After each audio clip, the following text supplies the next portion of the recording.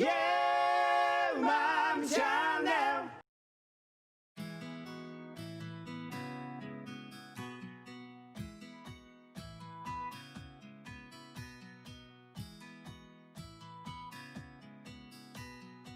今回は韓国で人気のヤンニョムチキンを作っていきます。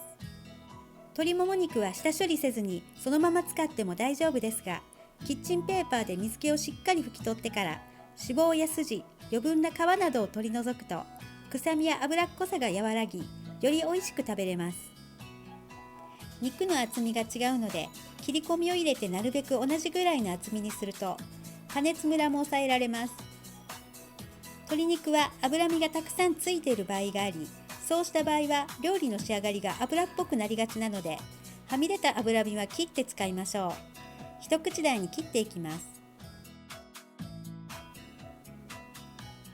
鶏肉に下味をつけていきましょう。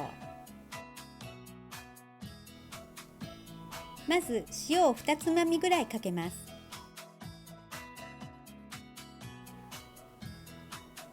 黒胡椒をかけていきます。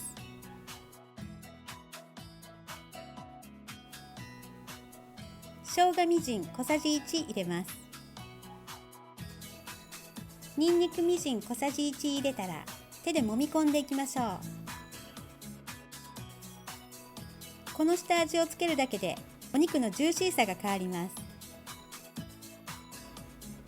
樽搾り醤油大さじ1入れてさらに揉み込みます。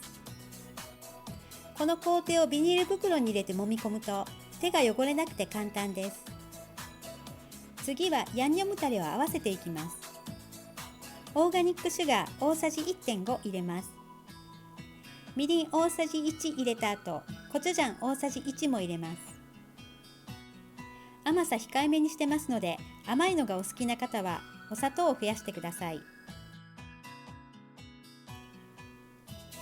オーガニックケチャップ大さじ1入れます。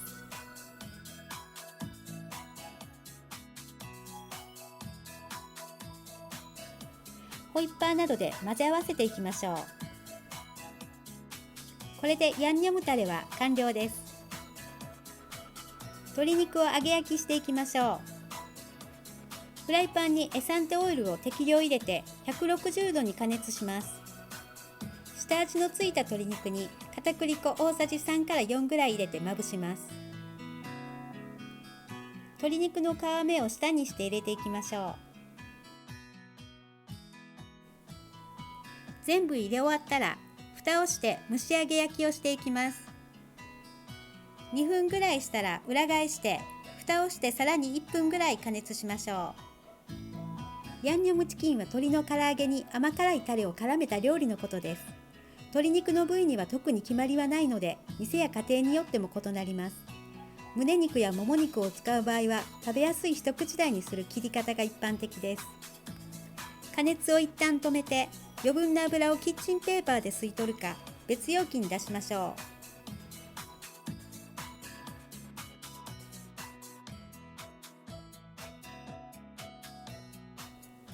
最後の仕上げです。再度弱火で加熱して合わせておいたタレを絡めていきましょう。美味しくて何個でも食べてしまう食べ過ぎ注意のヤンニョムチキン。一人で1枚食べれるほど私も大好きです。ぜひ作ってみてください。タレとしっかり絡んだら出来上がりです。器に盛り付けていきましょう。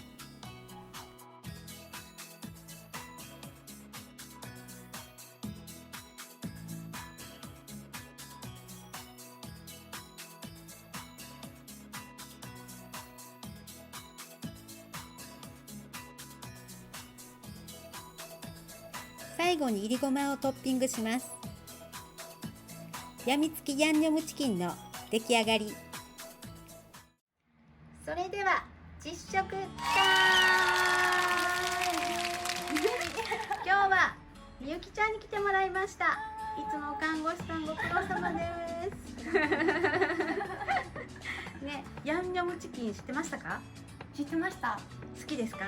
好きです。よかっためっちゃいい匂いがして作ってる時から見てくれてるもんね、うんうんどうでした作ってるの見て。いやめっちゃ簡単でこれなら私でも作れるなって思いました。嬉しい、うんこれじゃあ手を合わせてください。いただきます。いただきます。はい、召し上がれ。美味しそう。ね、合わせてたらめっちゃ簡単やからね、これね。うん、お肉がめっちゃ柔らかい。いただきます。はーい。一口でいいですか。うん。うん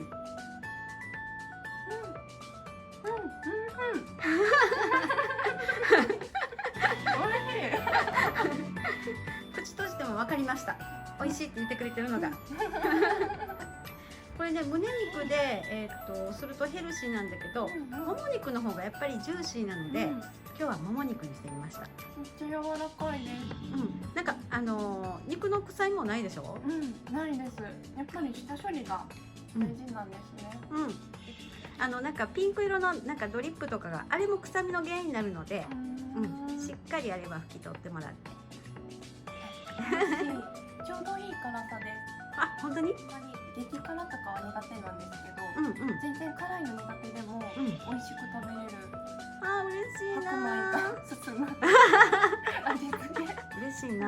すごい可愛い顔して一口でパクって食べてくれるのがいいわ。ね、料理上手やからね、みゆきちゃんね。作りますこれ。ね、切ってからできるまですごく早かったと思うんで、ぜひ作ってみてください。はい、また次回も来てくれますか？はい、ぜひまた呼んでください。はい、ありがとう。じゃあまた。また。